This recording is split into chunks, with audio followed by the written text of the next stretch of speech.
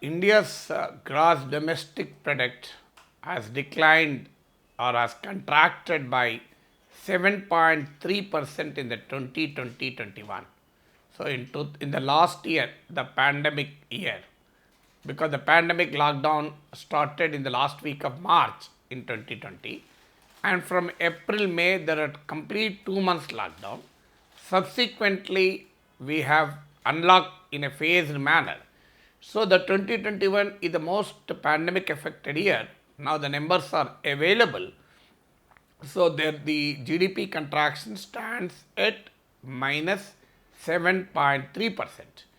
So to understand it much more clearly, let me give you the absolute numbers to understand the percentage changes. In 2019-20, India's gross domestic product stood at, as per the advanced estimates, as per the latest estimate, 145.69 lakh crores. So this has declined to 135.13 lakh crores in 2020-21. So which clearly means that the pandemic has wiped out 10 lakh crores worth India's national income. So this is a massive erosion in India's income. Well, I will tell you subsequently whose incomes have actually eroded. So, but the absolute figures indicate that 10 lakh crore worth GDP is simply wiped out by the pandemic. So, in fact, this is expected also. Even every other agency was expecting that their GDP will decline. For instance, the IMF estimated that the GDP will decline by around 8%. So the Reserve Bank of India estimated the contraction at the rate to the tune of 7.5%. But finally, the figure remained at 7.3%, minus 7.3%, essentially because of the last quarter of the last fiscal, that is January to March 2021, there is a slight recovery.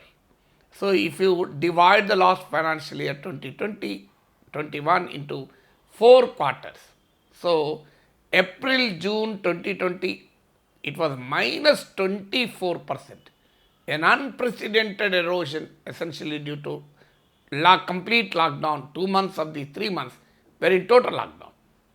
Then July to September, again, though we have unlocked, large number of restrictions still remain. People were hesitant to come out. So the growth rate was around minus 7.7%. But in the October, December, this was the time when the cases due to first wave started declining and people were feeling respite, coming out and openly. The pent-up demand also started reflecting. So the October-December 2020 Indian economy grew at 0.46%. So after two consecutive quarters negative growth rates for a year, for 6 months, the economy started showing a positive but very negligible positive growth of 0.46%. In the last quarter of the last fiscal, that is January to March 2021, the Indian economy grew by 1.6%. So these are what we call as green shoots in the economy. And as a result of this recovery in the second half, finally the total contraction in the last year could be pegged at minus 7.3%, though the predictions estimated at a much higher level of erosion. So, but what will happen in the 2021-22, this financial year? Well, it is very difficult to estimate because the first quarter of the 2021-22 saw the second wave in a massive manner. So, the latest estimates of the Center for Monitoring Indian Economy reveals that in April the unemployment rate stood at 8%, April 2021. In May 2021, the unemployment rate stands at 12%. So this is an unprecedented rate of unemployment. Normally, a 3 to 4% unemployment rate is acceptable, but we are 4 times the acceptable levels of unemployment. As a result of this rise in unemployment rate, the CMI estimates that around 1 crore people lost their jobs. So when 1 crore people lost their jobs, not only in the second wave itself, if we take the entire period of the pandemic, the CMI estimates that 55% of the households, the CMI survey reveals, 55% of the households reported that their incomes have actually declined during the pandemic.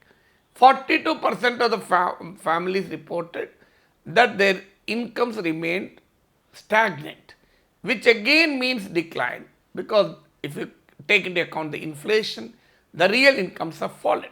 So the pandemic resulted in the decline of incomes in 97% of the families. So 97% of the families lost their incomes, whereas the big corporates have a record level of profit they have registered. So the 10-year record, the profits are at a 10-year high level. So the profits of the listed companies increased by 57%, whopping 57% during the pandemic year 2020-21. This shows that who was robbed and who was paid. So who is Peter, who is Paul? The 97% of Indians lost their incomes, but a small minuscule proportion of corporate India massively gained during this pandemic year because of the low prices of raw material due to rampant job cuts and rampant wage cuts.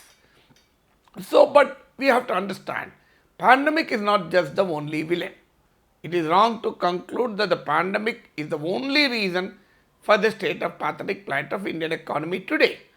In fact, the economic slowdown started much before the pandemic. I'll give you the figures for the 4 financial years. 2016-17, India GDP grew at 8.3%, and in 17-18 it was around 7%. In 18-19 it was 6.1%. In 19-20, the pre-pandemic year, it was around 4% only. So the GDP growth rate has almost reduced by 50% between 2016 and 2019. 2016-17 GDP growth rate was 8.3%, and in 19-20 it was around 4%. And there was no pandemic in these 4 years. Why the consecutive 4 financial years reported a continuous decline in the GDP growth rates? So the reason, all this started with the demonetization. 86% of currency in the country has been simply withdrawn with a stroke of a pen. So as a result of this shock therapy, Indian informal sector was massively hit. The MSME sector severely affected, and the result is for everybody to see. So there is a continuous decline of GDP. Well, after the demonetization, there is a faulty implementation of GST, which has again affected the MSME sector. Now the pandemic. So series of economic policy disasters coupled with the pandemic have led to a massive decline of Indian economy since 2016.